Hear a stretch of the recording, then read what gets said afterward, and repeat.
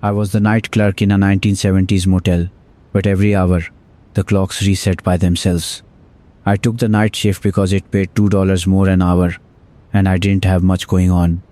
I just moved back to my hometown after a breakup, and the idea of working while everyone else slept sounded easier than trying to be normal during the day. The job wasn't glamorous. I was a contracted security guard for a small office building on the edge of an industrial park. 3 floors, 1 basement level, a lobby with a glass front, and a parking lot that got buried every time it snowed. Most of the companies in the building were tiny. A tax prep place, an insurance broker, some kind of design firm. The manager who hired me said the building was mostly empty at night. Like that was a comfort. My first night, the temperature was down in the teens, and there was fresh snow on the ground that looked untouched, smooth like frosting. The wind pushed it into thin lines along the curb. When I pulled into the lot, my headlights swept over a row of other cars, but they were all parked in the same spots, like they never moved. A couple of them had a hard crust of snow on the windshields, like they'd been there for days. Inside, the lobby smelled like stale coffee and floor cleaner. The heat was on, but it was the kind that makes the air feel dry and dusty. Fluorescent lights buzzed faintly overhead. I signed in at the desk and picked up the keys and the little radio they gave me, the kind that clips to your belt. The radio felt dead in my hand, even though the light was on. The building manager, Carol, had trained me earlier that day. Middle-aged, tired eyes, the kind of person who didn't like making small talk. She'd handed me a thin binder and walked me through the routine. Check the doors, do a patrol every hour, log anything unusual, and call the after-hours line if there was an emergency. Usually it's quiet, she said, flipping past laminated maps of each floor. You'll hear the schwag kick on and off. Don't let it spook you. Then she'd hesitated, like she wanted to add something but decided against it. What? I asked. Nothing, she said. Just, the layout confuses people at first. The stairs and the service hall. Don't get turned around. I laughed like I wouldn't. I'd worked nights at a warehouse before. I'd been alone in big buildings. How hard could a 3-story office building be? By 10 o'clock, the last daytime people were gone.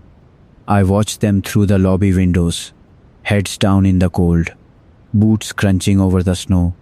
Their cars pulled out, taillights fading, and then it was just me, the hum of the lights, and the faint ticking of the lobby clock. The lobby clock was a cheap round one, white face, black numbers. It read 10:12 when I first looked at it.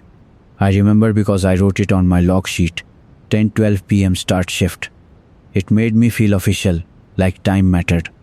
I did my first patrol at 11. The building had that quiet, blank feeling office spaces get after hours. Cubicles like sleeping animals. Dark conference rooms with chairs pushed in. Posters on walls about teamwork and goals. The kind of place that felt like it was pretending to be important.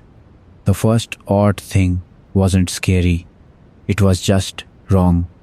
On the second floor, the map in my binder showed a door that led to a storage room. When I got there, the door was labeled electrical. The storage room door was farther down, where the map showed a bathroom. I stood there for a minute with the binder open, comparing the diagram to the hallway. The carpet runner was the same color as the one on the map. The water fountain was in the right spot, but the doors were swapped. I figured the map was outdated. Buildings get remodeled. People move walls. I shrugged and kept walking. In the stairwell there were no windows, just concrete walls painted beige. My boots echoed in a way that made it sound like someone was behind me, matching my steps. I stopped halfway down and listened. The sound stopped too. I told myself it was just the way the stairwell carried noise. Back in the lobby, I did what you do on a night shift when there's nothing happening. I made coffee in the little break room of the security desk. It tasted burnt and old.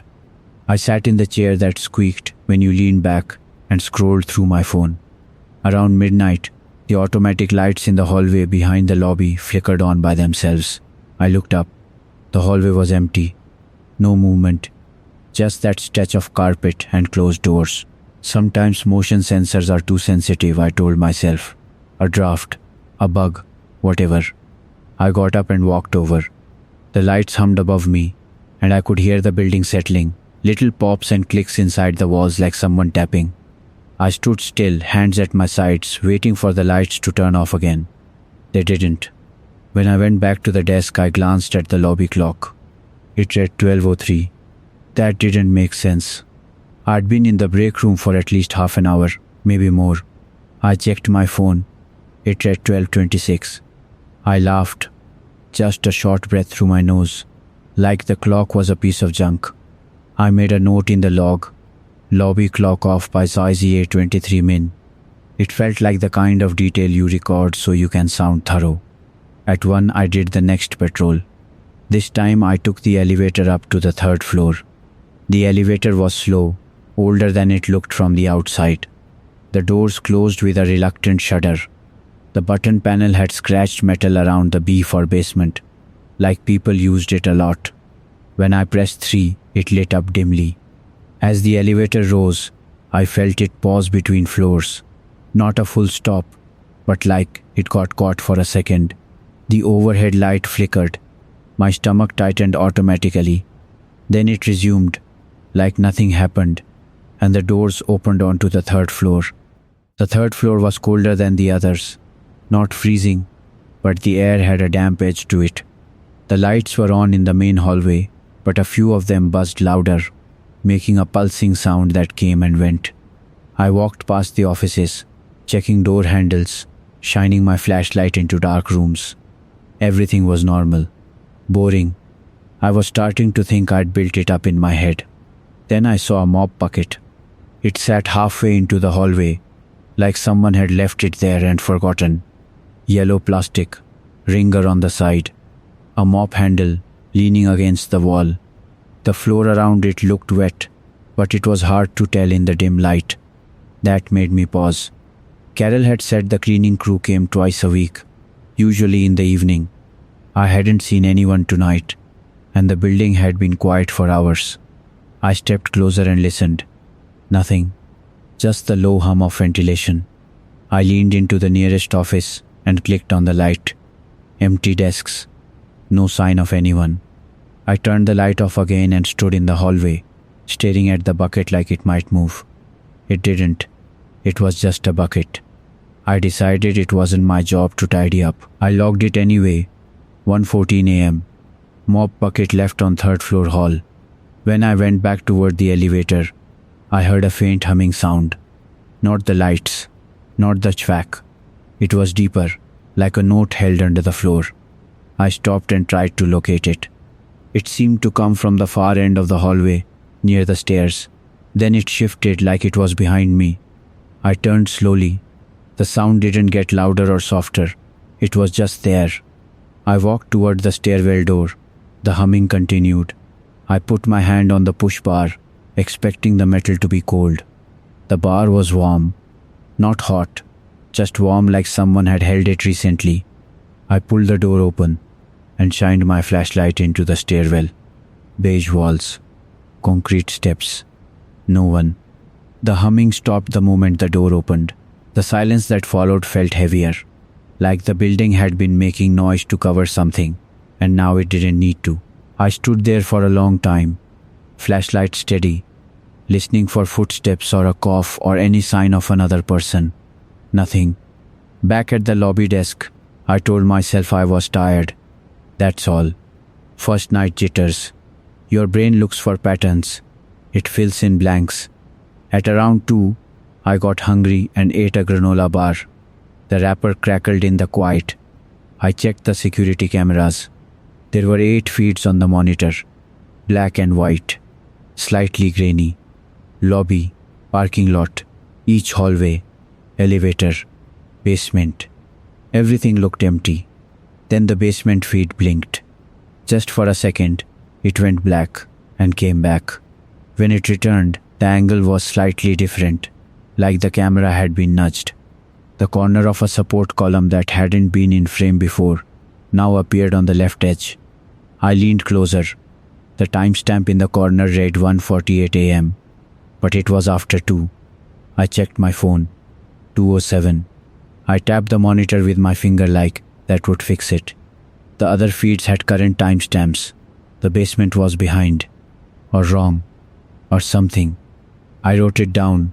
Basement cam timestamp off. I tried the radio. Security to after hours, you copy? Just static. A soft hiss. No voice. I tried again. Same.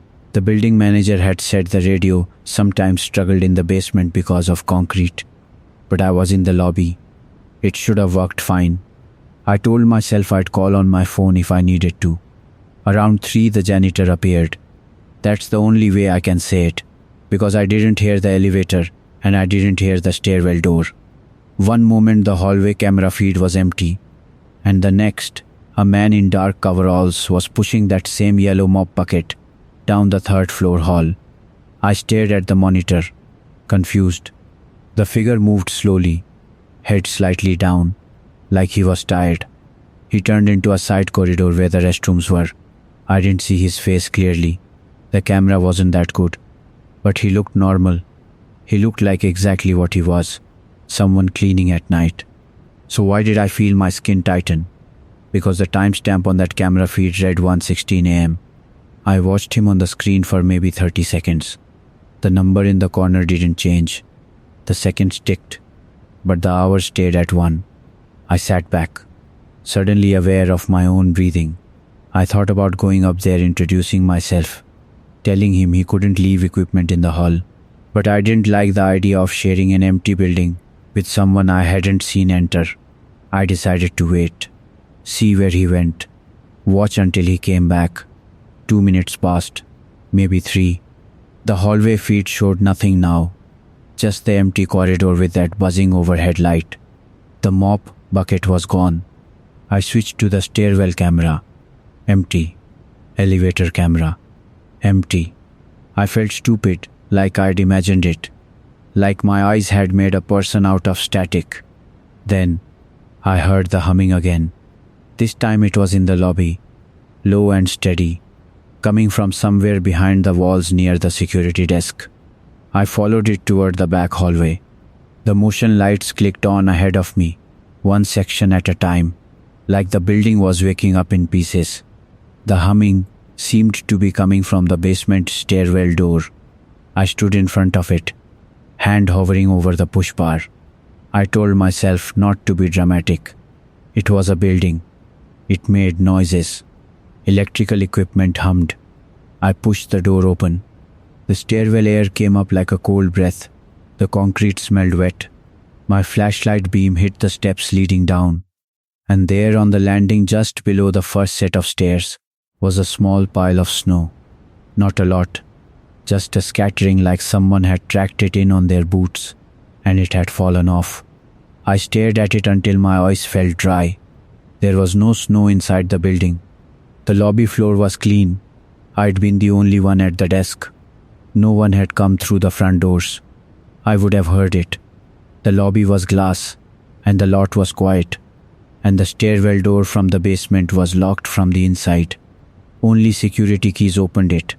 Snow doesn't just appear on a concrete landing. My throat went tight. I stepped down one stair, then another, leaning forward to look closer. The snow wasn't melting. The stairwell wasn't warm enough.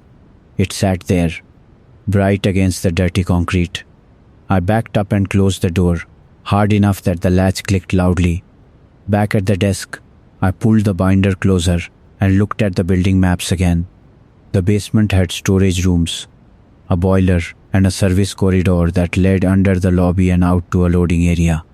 I decided I'd go down, check it, and come back. That was what you did. You didn't let your imagination run your shift. I grabbed my flashlight, my keys, and my phone. I checked the time. My phone said 3:22. The lobby clock said 2:59. I ignored it. In the elevator, I pressed B. The button lit. The door shut. The cab descended with that same slow, heavy feel. Halfway down, it paused again. The light flickered. I felt my heartbeat in my ears. Then the doors opened. The basement smelled like damp cardboard and old paint. The lights were on, but dimmer, more spread out. The concrete floor was bare in some places and painted in others, with scuff marks like pallets had been dragged. My boots made a soft squeak. The sound died quickly, swallowed by the space. I walked slowly, sweeping my flashlight. Storage rooms with padlocks, a utility closet, a long corridor with pipes overhead, and then I saw footprints. Not mine, not fresh snow prints, obviously, but wet boot marks, darker ovals on the concrete, leading away from the elevator toward the service corridor. I knelt and touched one with 2 fingers. Cold dampness came away on my skin. I followed them, forcing myself to breathe evenly.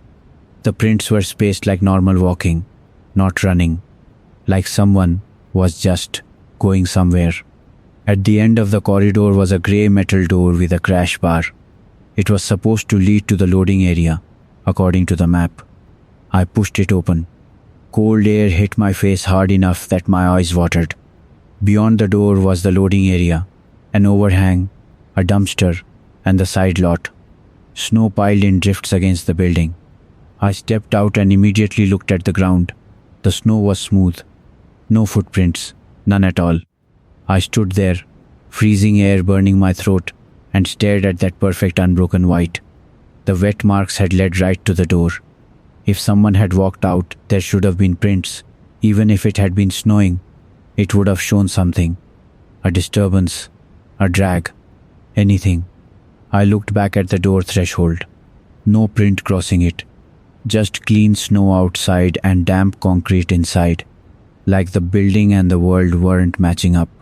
I stepped back inside and shut the door. My hands were shaking slightly, and I was angry at that more than anything. I didn't want to be scared. I wanted a simple explanation. I hurried back toward the elevator. That's when I heard footsteps. Slow, deliberate, somewhere ahead out of sight, in the corridor I'd just come from. I stopped and turned off my flashlight for a second, just to listen. The steps continued. Then they stopped. I turned the flashlight back on.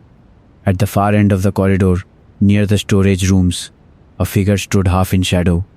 A person, human-shaped, dark clothing. I couldn't see their face because the light didn't reach that far cleanly, and the overhead fixtures made uneven pools. But I saw enough to know it wasn't my reflection or a trick. "Hello," I called, my voice sounding too loud. No answer. I took a step forward. "This is security. You can't be down here without." The figure moved. Not walking, just shifting sideways, like it slid into the darker part of the hall. I felt a quick panic burst, like my body decided before my brain did. I started forward faster, raising my flashlight. Hey, the beam hit the spot where it had been. Empty, no doorway, no room to duck, just a blank stretch of concrete wall and a closed storage door with a padlock. I ran the last few feet and yanked on the storage door handle. Locked. Solid. I backed away, scanning wildly. The only place the figure could have gone was back toward me, past the corner, but I would have seen it, or down the corridor toward the loading door, but the hallway was straight and empty. No movement, no sound. Then the humming started again, stronger now, vibrating in my teeth. The overhead lights flickered, and for a moment the corridor looked like it was pulsing. I turned and hurried back to the elevator, trying not to break into a full run. My boots slapped the concrete. The sound chased me. When I hit the elevator button, it lit up, then went dark. Lit up again. Dark. The doors didn't open. I pressed again, harder, like I could force it. Nothing. Behind me I heard a soft scrape, like a mop handle dragging. I spun around. The yellow bucket sat in the hallway, halfway between me and the corner, exactly like it had been upstairs. No person holding it, no movement, just the bucket, wet floor around it, and that faint drip sound. I didn't think. I ran past it, back toward the loading door. I shoved it open and stumbled outside into the freezing dark. The air was clean and sharp. The snow was still unbroken, glowing faintly under the lot lights. I ran around the side of the building toward the front, slipping once, catching myself. My breath came out in white bursts. My heart hammered. When I reached the front doors, I grabbed the handle. Locked. That made no sense. I had keys. The doors were set to allow exit from inside. Always. Fire code. You could always leave. I jammed my key in the lock anyway. It turned. The bolt clicked. I pulled. The doors didn't open. It was like something held them shut from the other side. I stepped back and looked through the glass. The lobby was lit. The security desk was right there, 10 feet away, and I was outside, staring into it like it was a display. I raised my phone to call 911. No signal, not even one bar. I tried to open my camera app, thinking I'd record this, prove I wasn't losing it. The screen froze, then went black, then came back with the lock screen. I pounded on the glass once, just once, and the sound died in the snow like it had nowhere to go. I looked down at my boots. No footprints. I was standing in snow I'd just run across, but behind me it was smooth, like I'd been placed there, without moving. I backed away from the doors, my mind trying to catch up to what my eyes were saying. Then I heard the lobby clock. Through the glass I could see the second hand ticking. I could hear it faintly, like a tiny hammer. I stared at it. It read 10:12. My stomach dropped. That was the time I'd written down when I started. I turned my head, slow, and looked at the parking lot. My car was there, headlights off, sitting exactly where I'd parked it. The snow on the windshield looked untouched. I stumbled back to the side entrance and tried it. It opened easily. Warm air hit my face. I stepped inside. The lobby was empty, silent. The security desk chair was pushed in neatly, like no one had sat there. The coffee maker was clean. My log sheet on the desk was blank. I picked it up and flipped it over, like maybe I'd grabbed the wrong paper. No, it was my handwriting I expected to see, the notes about clocks and mop buckets. But the sheet was fresh, untouched. I looked at my phone. 10:13 p.m. I stood there for a long time, not moving. My hands were still cold. My breath still came fast. My body knew it had been running and panicking, even if the world around me acted like none of it happened. I forced myself to sit down and write one line at the top of the log sheet, pressing hard enough to dent the paper.